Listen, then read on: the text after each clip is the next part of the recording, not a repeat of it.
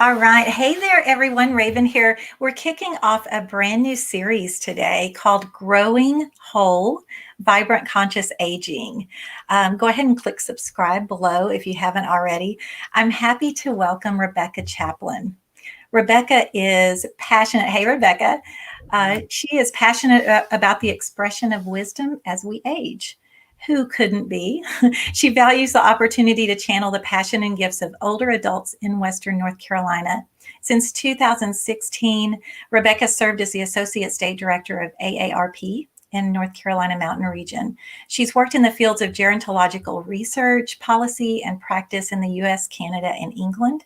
Rebecca graduated with a master's degree in gerontology from Naropa University, and she's also gained experience and expertise as a Reiki master and somatic sexologist. She lives in Western North Carolina, moved here in 2006, and she currently lives in Pisgah Forest, or near Pisgah Forest in Bernardsville, North Carolina, with her husband, toddler, cats, and dog. Rebecca, so great to have you. I'm really like, I hear you speak and I feel so touched to be able to shine some light on the topic of aging with you, Raven. It's not something we've really consciously talked much about. So I'm thrilled to be here with everyone. Oh, I'm so glad too. It's interesting because we've been really close friends, not just casual friends, but really close friends for years now. And it's not a subject, we talk about lots of deep things, but it's not a subject we've spent a lot of time on together. And it's interesting because we have been through lots of incarnations with each other since we met. And since I'm a few years older than you, I've moved into elderhood or cronehood since we've known each other. And in this process, in my own process, I've really come face to face with ageism and somewhat the world toward me, but mostly me toward the world and myself. I didn't even realize it was a thing, actually, kind of embarrassed to say that, but of course it is, because this culture really fosters ageism. And I'd like to know your thoughts, because there is a movement to really transform ageism in our society, and changing these kinds of deep-seated perceptions really requires a whole cultural shift. So share with us your wisdom on this subject. Well, the culture shift starts in every eternal now. It starts right now and now again, as we come to bring consciousness to our isms. I can't tell you how many times I've heard people say, in the most endearing way, that they don't see age, that they transcend age for some reason. And I can recall being with people in their 80s talking about those old people. And so this shows up in so many different formats where people say they can't see it. That's kind of like saying you can't see color, can't see race. And the problem with that is, and the problem with just trying to go beyond it, is that it's kind of like, what's it called? Spiritual materialism, or I'm forgetting the phrase for it. It's kind of like pretending it doesn't exist. And age does exist, and it comes with a package of, many experiences. And if we just toss the whole thing out, then we really cut off a part of possibilities for ourselves and our lives for, the third, fourth, fifth chapter. And, when we think about aging, like, I don't know exactly how old you are, Raven, but AARP serves people 50 plus, and I'm in my mid 40s. And when you think about that, 50 to 110, that's how long, like, kind of our society considers people aging. So to make that invisible is cutting off a huge resource. And I appreciate that you're acknowledging your own internalized ageism, because, I have it too. And it's something that we get to change now by bringing consciousness to the value of our age. And, through the law of correspondence, as we welcome and bring light on that shadowy parts of ourselves, I think we inherently transform society.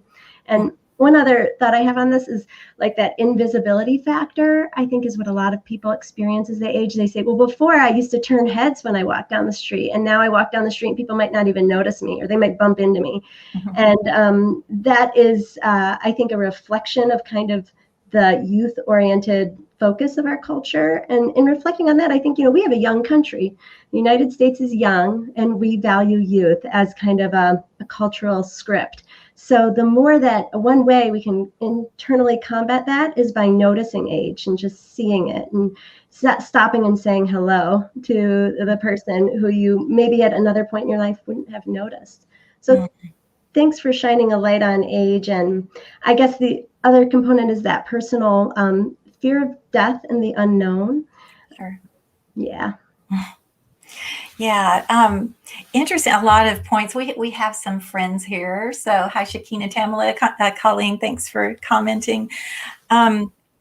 It's interesting that you brought up that becoming invisible, because and by the way, I'm a very proud 57. I'm proud of all those 57 years, some more than others, but that's my age. And really, it happened for me around 50 that I noticed that I was becoming invisible. And to me, it was a beautiful thing. I loved it. I loved to be able to go out and not have to have a guard up like like I had done for so long. So that was really and Liz is here too. That was really a good thing for me. But also, you mentioned correspondence. It's that mirror. When we become invisible, when we notice that in the world, that's also, we're becoming invisible to ourselves. There are parts of us going into shadow, probably. So that's really something to look at. That's a great point. Yeah, so many things. We could go a lot of different ways with this conversation, but I wanted to talk about connection now, because you really have an expertise and a passion in cultivating age-friendly communities and connections. So how do connections change as we age? And just share with us all that you want to about that. Yeah, when I was thinking about this opportunity to be in conversation with people, the three main kind of topics for vibrantly aging came up for me, and that was, connections and purpose and energy, and connection being the first thing. So I think about the connections in our brain, our neural connections, and how as we age, they become more nuanced, deeper. They allow us to have deeper insight and understanding after we've kind of filled in the puzzle of understanding about life and we've seen more and experienced more. That means at the same time, we may not be able to focus on as many things at once because we're really integrating information into a deeper way. And similarly, I think that happens with connections with people. I think we develop a deepening and depth of connection that is so beautiful and rich that comes with age. And then some relationships and connections also fall apart because there's only so much of that deep level relationship that we may want to hold. So I think that's important to acknowledge and, maybe just be okay with. When we were coming up, when you were developing the idea for this series, you mentioned how the multi-generational families, at least biological sort of families or families that have grown up together, have, they're living in different areas now, and how might that affect people's ability to be connected? And I think that is the opportunity. I don't think it's going backwards. I think that's just going to go forwards into people having more chosen family. At the heart of that is choice. It's cause and effect, and that we have to be in choice about causing and maintaining those relationships that we want to keep strong and deep. Let me think. There was something else about the connections I think the other possibility is, as we move beyond identifying our role as our profession, we have this opportunity for more space to understand that our connections are with more than just people. They're with, human people. They're with plant people. They're with animal people. They're with ancestral people. They're with the fabric of where we come from, our lineage. The connections are really, the possibility for connection is endless, but it does require us to be able to see them and stay open to our connections with all those things. And I think through being connected with the environment around us, whether it's animal people or human people or plant people, ancestral people, we can derive energy from that. by acknowledging and being conscious of those connections. So when we talk about vibrantly aging, it seems like just like a tree in its roots gets its nourishment, we can also get nourishment and energy through those connections with all that is around us. Beautiful. I was thinking when you were talking, what came up was the law of individuation, which is kind of a law that sometimes we used with all the principles, but with the principle of mentalism. Can we have a conversation without hermetic wisdom? I don't think we can. Um, so the law of individuation, everything cycles, right? The principle of rhythm, everything cycles back. And we have this, we come into the world as an outpouring from spirit, if you choose to believe that. And so we individuate and we come back around to, back around to spirit in an indrawing. So it's an outpouring, and then we come back around in this indrawing. And the reason I use this with the principle of mentalism is because when we are closer to spirit, we have much more powerful creations. We're much more inspired. We can tap into that, what Einstein called the superconscious. And it's interesting because this is such a fertile time. And some people are really, because society has told them that they need to slow down, that they need to, sit in a rocking chair or whatever, they kind of don't utilize that completely. What are your thoughts about that? Yeah, no, I love this. So as we are physically aging, our ability to create life in the human form, to birth life, diminishes, and it's part of what defines physiological aging. But what I appreciate about what you're saying is that energetically, our capacity for creation is much greater as we get closer and remember our connection to source. And I think inherently with age, just energetically, as energy is no longer going down, it starts to come up, and we can use that power for the power of creation. And that does kind of lead us into the concept of purpose too. Like, so I want to ask the people who are with us today, who are watching, to comment on how they find purpose as they let go of the kind of roles and titles that they've held on to in earlier years. That can be a real challenge for a lot of people, is being able to continue to find that purpose. And how are we creating? I think the potential is really to create our communities because of the resource and wisdom and knowledge that we come into throughout our lives, and the closer connection to spirit. I really feel very strongly that there is the possibility for transformation in our society through the elders. So that sense of doing something which makes you buzz, it's like not like working for a paycheck. It's like working for a vibration check. It's like working for a feel good sense that you're doing something for the planet, for the people in your community. And it can be however big or small your calling is to be, but just having that sense of like, I'm getting up this morning and I'm here for a reason. It is like foundational, I feel, for vibrantly aging. And it's a challenge for a lot of people. And it is an inside job in a lot of ways, because no one's going to inform this path for us. Whereas the developmental process in our first 40 years is kind of defined, for the most part. There's structures set up to help you move through. There really aren't those same structures set up to support that process among older adults and elders. Here we have one. It says, finding purpose at this age is through lots of letting go and reflection, and just being in the present. And thank you, Shakina. I feel that is really at the heart of what's possible, is through the being present, when we're not so distracted by all the have-to-dos.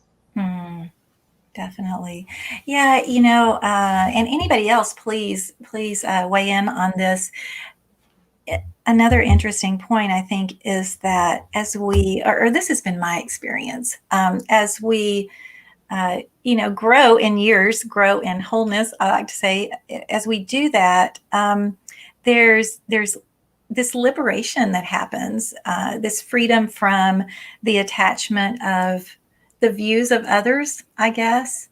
There's that saying that people will love you, people will hate you, and none of it will have anything to do with you.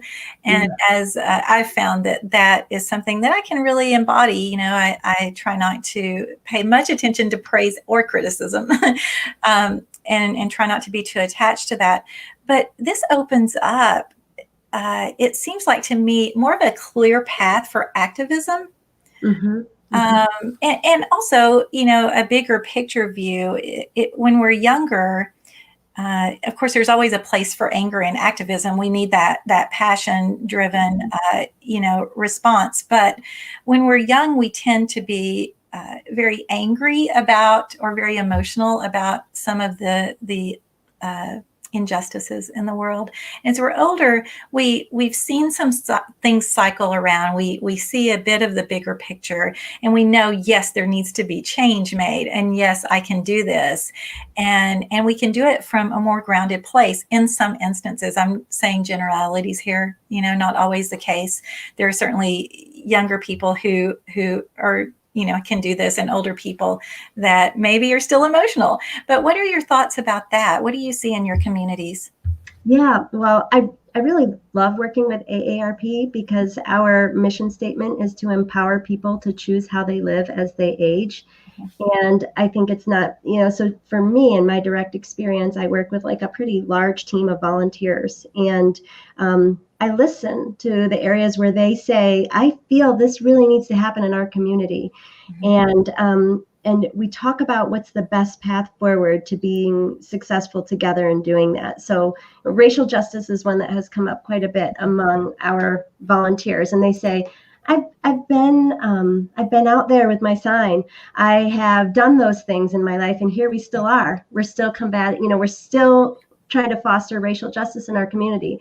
And what's my role now? And so some of the work that they do and inspire me to do is to bring together some of the elders, Black community members who are elders, to kind of inform us of what is our role. And one of the things that I've gleaned from that process is to use our privilege for good. So if we are someone who isn't in privilege, and most of us are, and instead of denying that I have privilege, saying like, how am I going to put my privilege to work, whether that's, with a single person, or that's using my voice to, in a grounded and meaningful way, express something that can change hearts and minds. I feel like there's just so many ways in which that can manifest when we really own our privilege and we try to just really be that good that we want to see in the world.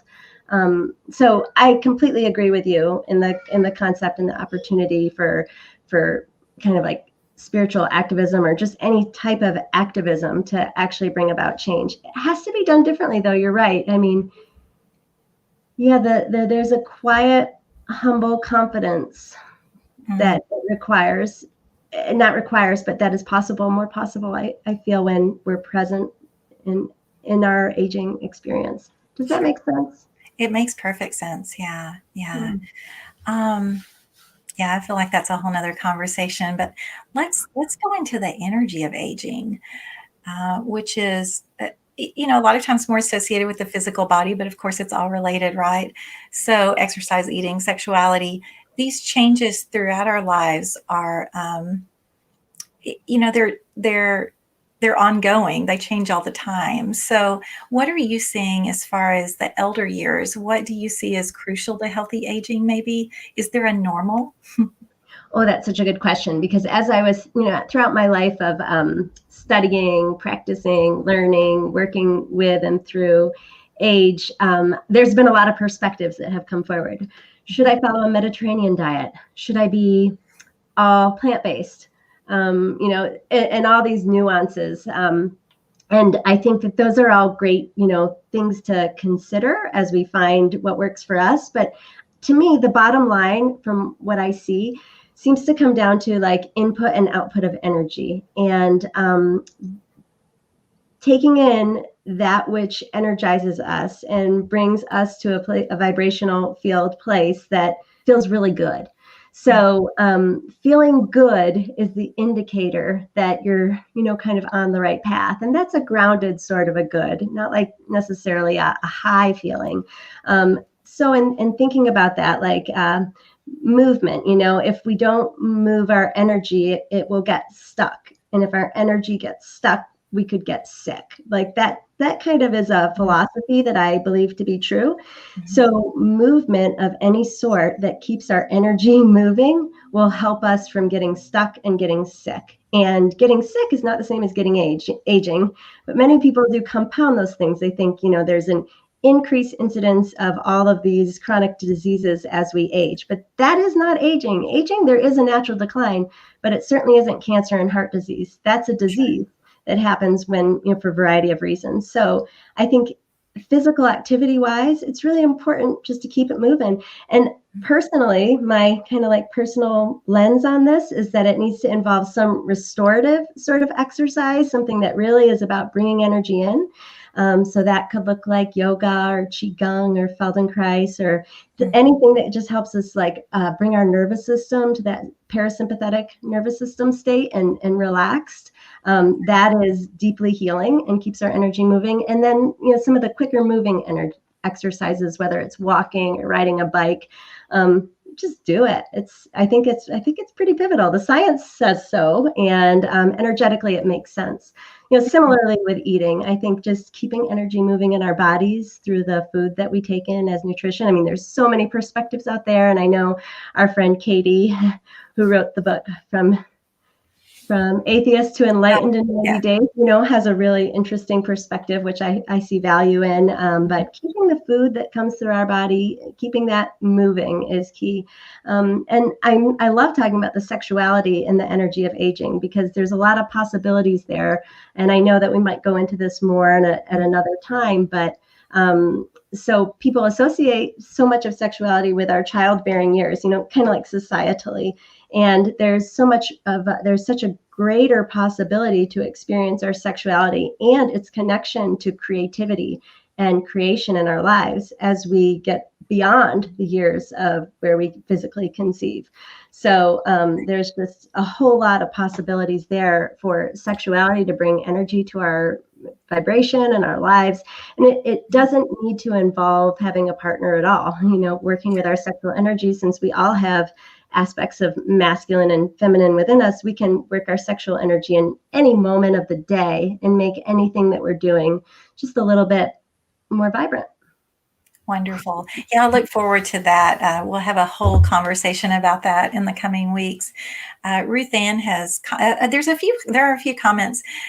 She said, this is fascinating. And I've found this as well in my own life, started to find this, but she says she's 77 and she's found that she's had the privilege of holding space for others more. So she's done her work, it continues, it's ongoing, as Ruth Ann, I know that she knows that and continues, but this is an interesting thing, isn't it?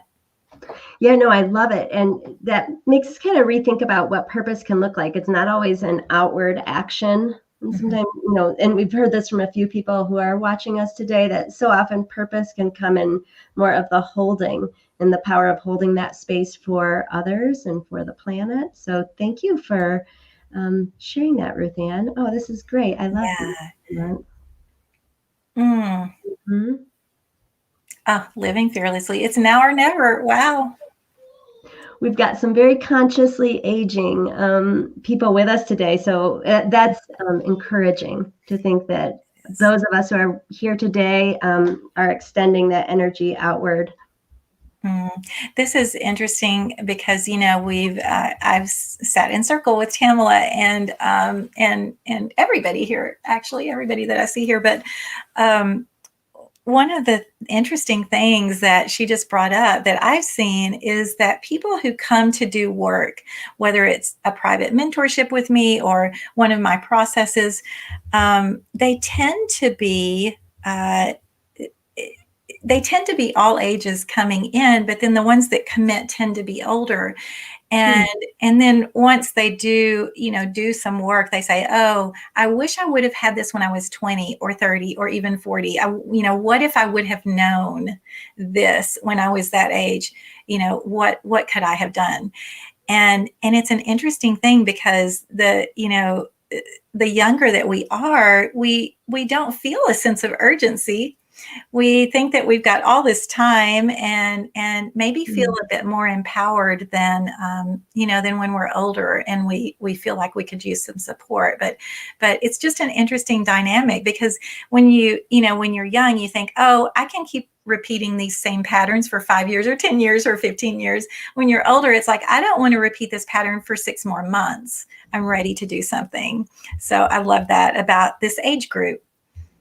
Yeah, no, I think that's so powerful. And for me, being a little bit of an older mom to a toddler who is wild, she's just wild. And, I just see that, like, that this expansive possibility, this sense of timelessness that is there. And I sit here saying, this is a lot of work and I don't want to miss a second of it because it's going to go by so fast. And so there is this like savoring of the opportunity of being here on the planet, which is such a gift because we could die at any age. More people die later, but when you have the opportunity to savor life because you have awareness of age, it's really a profound opportunity. Yeah. Yeah. And I just was looking at Colleen. Hey, Colleen. She feels far more peaceful within and able to be far more present in the world. So she's let go of what other people think. That's what she said in a previous chat. So yeah, I think that becomes so much easier to do, doesn't it? Yeah, I think so too. And for me recently, I was also reflecting on just beauty, and at an earlier time in my life, this is like thinking, that how much our idea of beauty comes from how we think society perceives beauty, which is shifting. I do see more advertisements expressing beauty in multiple ways, but it's been a very youth-oriented beauty kind of thing going on. So what's it going to be like when, as we are all, and I see the people here do this, they are, beautiful and not for anybody else, but just, and so with that comes this like energy. It's a vibration. It's a vibration that is very grounded and it's here. It's like a beautiful tree, and it requires such a drop of effort of trying to continue to show up for something that's just out of reach. Sure. Yeah. Mm-hmm. My youngest child turned 21 today. I have a son that will be 34 next month, and it's just kind of unbelievable. It does go by so quickly, and I think that luckily I really did enjoy my children when they were little. There were some stressful times, but I really did hang on to those years. They do go so fast. They do. All right. Let's see here. Do we have any other questions? Okay. All right. Well, if we do, I think we really did, kind of work through some of the keys around, ageism and it being both an inside job and an outside job to continue to address, and the importance of connection, and that's a cause and effect sort of thing, and what we create in our lives and maintain, we can expect to deepen and create more intricacies. I don't know if you hear the little person. Yeah, I hear and purpose and the way it can show up is much different around, we heard from some of those with us today around holding space and being the space and being present so they can actually see what's happening. Mm-hmm. And the energy piece, which really is something we all want, and probably to have a balanced energy in our lives, and ways we can balance it out kind of through input and output and creating the vibration that we want to be. Yeah, I think we covered a lot. We did. Thanks so much for helping us kick this off. I want to just end from your work with elders. What do you see as some of the gifts that come from growing older that even you may be looking forward to? Oh, that's a great question. I mean, I do work. The best part of my job is that I get to work with older adults, and I'll just quickly share the story of why that's important to me. When I was growing up, my great-grandmother, Grandma Harper, Rena Harper, took care of me with frequency, and she was quite a bit older, and I spent a lot of time at the nursing home. And at that time, nursing homes weren't like they are now. It wasn't like a skilled nursing facility. It was like an apartment for older adults, and it was the place I felt most at home. I felt more at home there than I did at my own home because I was in a space of really unconditional love. I felt free to be who I was. And so, yeah, my wish for myself is to be that space of unconditional love where others can be free and supported and empowered in creating the ecosystem of their lives and the ecosystem of our planet. So that's really deep for me. And on an everyday level, I continue to be inspired by the creativity and ideas of people who have walked further down the path than I have. I'm a student of aging, so I get to be like learning while I'm doing. And I think that's a good place to be in. Beautiful. I think Shakina was asking if you cover just Buncombe County or. We cover 22 westernmost counties, so it's a big area, and it's really, there's about 65 volunteers, so they really do a lot of the work in the communities that we're in. And if anybody is ever interested in, kind of putting some purpose into their life through that type of volunteering, it's a lot of fun. And my role is to find the best volunteer opportunities for each person who comes along to cultivate more friendliness in our community for us to grow old.